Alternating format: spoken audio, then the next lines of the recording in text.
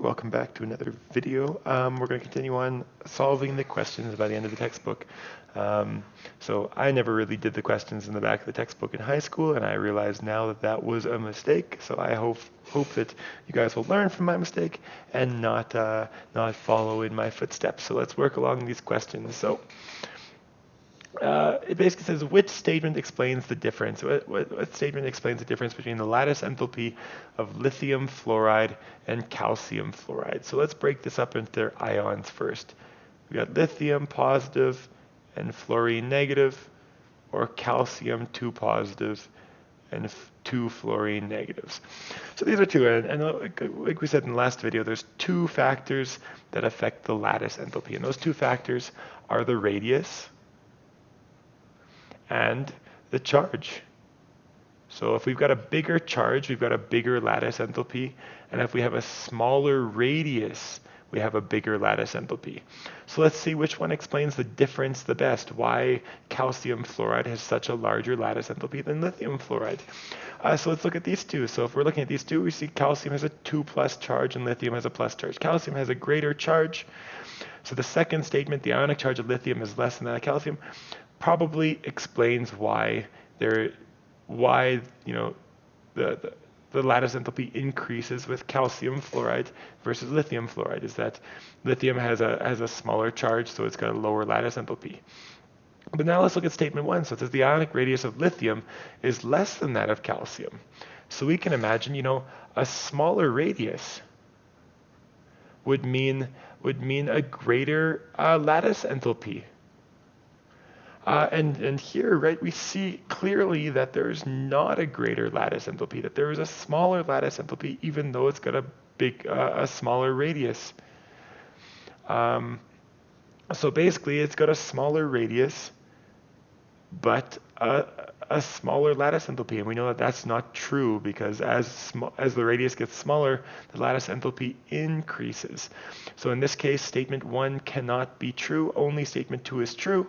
So we can say B should be our answer. Let's go down to the next question. Which reaction has the largest change in entropy? So remember, entropy is disorder. And remember that gases are more disordered than liquids and more disordered than solids. So we've got, we can base it off of this a lot. We can just say, okay, well, we've got 3 solids forming 3 solids. We can imagine, okay, 3 and 3, it's probably not this one. Solid to solid to solid to solid. Here we've got 4 moles of gas forming 2 moles of gas. So we got 4 to 2. We get a decrease in entropy. The systems become more ordered. We had more molecules floating around before, now we have less. The next one, we've got 2 gases, forms 2 gases, 2 to 2. It's probably not that one. And then let's check the last one. Calcium carbonate forms calcium oxide, so 1 solid forms 1 solid, but we get a gas come out of it. Oh, I don't know what happened with my pen right there. So we've got a gas come out of it, and that's the big game changer right there. A solid that releases a gas in the end, and the gas is more disordered. We have a solid is less disordered than much less disordered than a gas. So it's probably this one. It's most likely B. It's our only good answer from these 4 questions. Let's go down a little bit further. Okay, so for this question, we need our equation. Because right, it says the delta H and the delta S. So we need the relationship. And the relationship is that delta G equals delta H minus T delta S. And remember, for a reaction to be spontaneous, our delta G needs to be negative for it to be spontaneous, or it needs to be positive for it to be non-spontaneous. So if we look at this, right, this is in equilibrium. If we've got a very, very large delta H value, we need a very, very large delta S value for this to be negative still. So basically we need to find how this equation relates to spontaneity. So the delta H and delta S values for certain reaction are both positive. So they're both positive. So that means it is endothermic, which doesn't make for a very spontaneous reaction, but it increases the entropy. which does make for a spontaneous reaction. Which statement is true about the spontaneity of this reaction at different temperatures?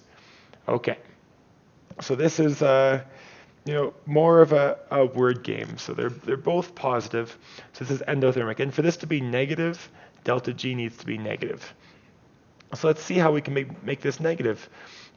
We got delta H minus T delta S. So let's say delta H is 1,000, and let's say delta S is 50, right? So delta G. This is just as an example, a number example.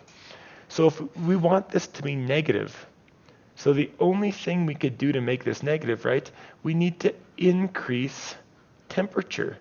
The bigger we make temperature, the larger this minus value becomes, and 1,000 minus whatever this is, as long as this is equal to 1,000, all of a sudden we'll have a spontaneous reaction. So that's the way to think about it. You can just put fake numbers into this. You know that they're both positive, but we need to increase the temperature so that we can make this T delta S get larger and larger and larger until it's greater than or equal to delta H. So in this case, let's look at what the question gives us. The question says spontaneous at all temperatures. Absolutely not. Imagine we've got a temperature of 1 Kelvin. 1,000 minus 1 times 50 is going to be 950. That's going to be a positive delta G value, and it'll be non-spontaneous. So it is definitely not at all temperatures. Spontaneous at low temperatures, this doesn't make any sense. It would only be non-spontaneous at low temperatures in this case, because if this was 2 degree Kelvin, this would be 1,000 minus 100, and we'd still have 900.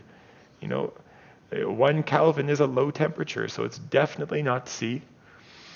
Non-spontaneous at every temperature, that's a lie, because we know that we can make this spontaneous, right? If we've got 10,000 as our delta H minus T at 50, and then the entropy is 50, we know that we can increase this T. If we're at 10,000 degrees Celsius times 50, we are much, much, much larger than 10,000. So that's completely a lie. So our only answer that it can be is a B. I always like working through which ones it's not, and then working to the one that it definitely is. So let's look at this last one for today. So the following reaction is only spontaneous at temperatures greater than 850. So this is the exact situation that we just had. Delta G equals delta H minus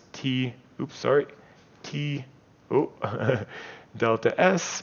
So delta G is equal to delta H minus T delta S. It's only spontaneous if the temperature is high, right? If this value was negative, let's do a nice little word, let's just do a thought experiment. If this value was negative, so let's do delta G equals negative delta H minus T delta S. So if this was negative and delta S was negative, so let's say, entropy is increasing, so entropy is increasing, but it's exothermic. But right, this wouldn't make any sense if it is only spontaneous at larger temperatures.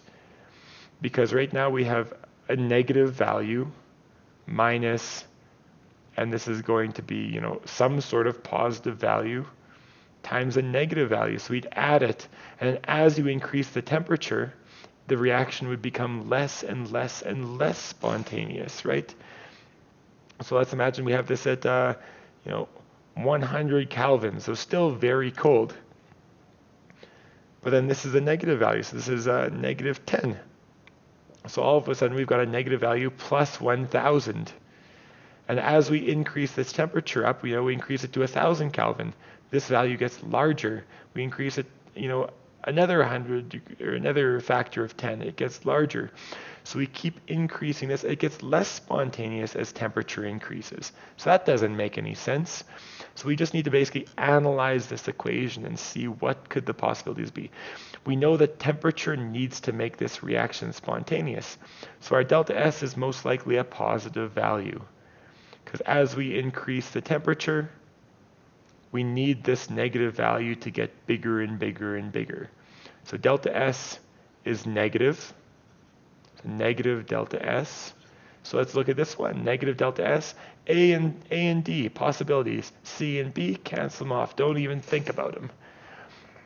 But now we know that there is a temperature restriction because at 850 degrees Celsius, it is non-spontaneous. So that means at 849 all the way down to 0 Kelvin, negative 273 degrees Celsius, it's non-spontaneous. So the reaction won't occur spontaneously. So how to consider that is that this value must be positive. Just because if this was a negative value, if this was a negative delta H, we'd have a minus value, minus off, no matter what, a minus value. So it would be spontaneous at all temperatures, but it says only at greater than 850 degrees Celsius. So delta H needs to be positive, and we know that for something to be spontaneous, it needs to be negative. So negative, ooh, this is a weird one. Let me just make sure I wrote these down correctly. Following reaction, which combination is correct at 1,000 degrees Celsius? So at 1,000 degrees Celsius, our delta G needs to be negative because it's only spontaneous above 800 degrees Celsius. So our answers can really only be A because this one, it's just not a possibility. So it needs to be A, but that means we're having a little bit of an issue. Oh, never mind. Sorry, my mistake here. I was just double checking because it didn't seem like A was possible because this needs to be a positive value. My mistake is that I said delta S needs to be negative. It's delta S needs to be positive. So my mistake with that one. B, C, and D. So delta S needs to be positive. Entropy needs to increase. So we can take off A and D at the start, and we know we need a negative delta G value, a positive delta H value, and a positive delta S value. So the answer is C. My apologies there. I made that mistake with delta S, and my brain just took a second to think through it. But okay, so come back for the next video. We will finish number 6 and 7, and then we'll be all done this unit. Thank you.